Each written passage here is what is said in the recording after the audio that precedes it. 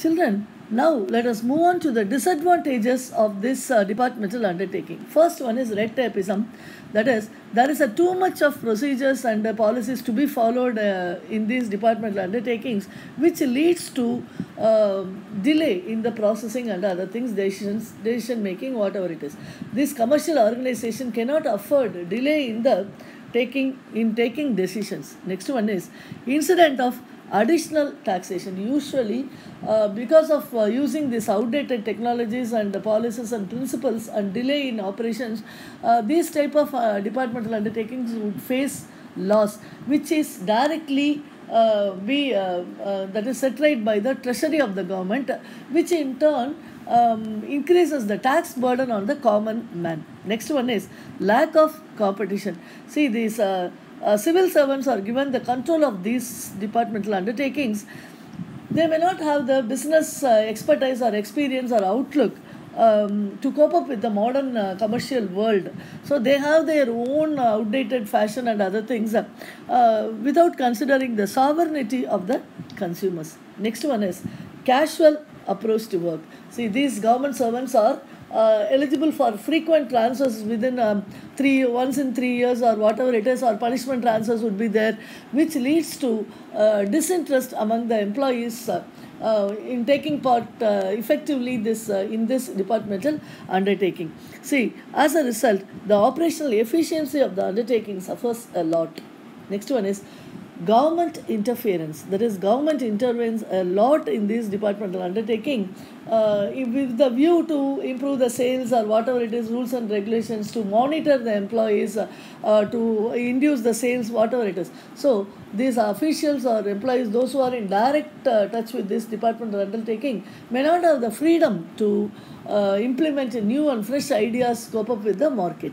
Next one is lack of professional management and fear of criticism. See, it is managed by the civil servants who won't possess the professional management skills. Moreover, they have to that is obey the rules and regulations given by the particular ministry also, so which leads to inefficiency in this operations. Then financial dependence. See, as they wish, they could not spend even the profit arise from the particular unit to the shop or whatever it is, and the modern outlook, whatever it is. So they have to depend on their head offices or ministry to get sanctioned all the infrastructure facilities, whatever it is. So which leads to there is a delay in the operations, which may bring that is enormous prosperity to the undertaking, but they could not take their own decisions. They have to depend on the government's budgetary allocations. So these are the major disadvantages of this departmental undertaking. Children, now let us move on to the another type of government undertaking, that is public corporation. Let's discuss the meaning of this public corporation. What do you mean by public corporation? Public corporation is that form of public enterprise which is created as an autonomous unit by a special act of parliament or the state legislature. That is, it may be started by the central government or started by the state governments. Okay, it is created, public corporation is created by a special statute. It is also known as statutory corporation. Example, Life Insurance Corporation of India, the Indian Airlines, the Air India International, ONGC, that is Oil and Natural Commission, etc., are some of the examples of public corporations. Now, let us discuss the important features of this public corporation.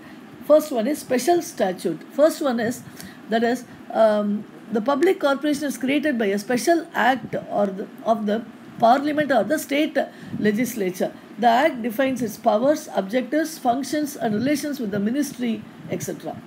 Next one is separate legal entity. See, this public corporation has a separate legal entity with perpetual succession and a common seal.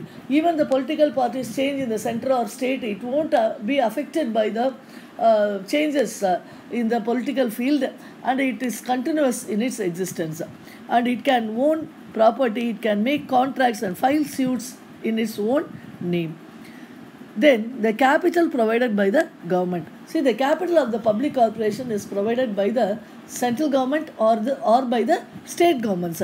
However, many public corporations have also begun to raise money from the capital market also.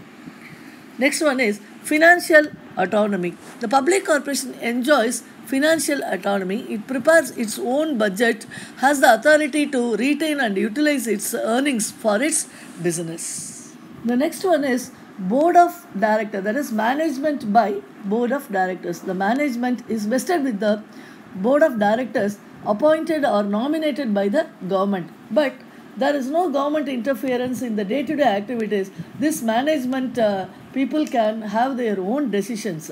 Then next one is own staff. The corporation has its own staff whose appointment, remuneration and service conditions are decided by the corporation itself. The next important feature is service motive.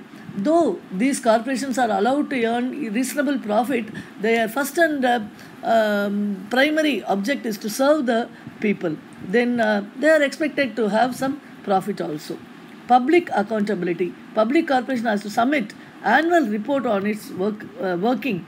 So its accounts are audited by the Controller and Auditor General of India. Annual reports are just thus published in the locals and that is magazines and newspapers. So which is open to all the common people. So these are the main features of these public corporations.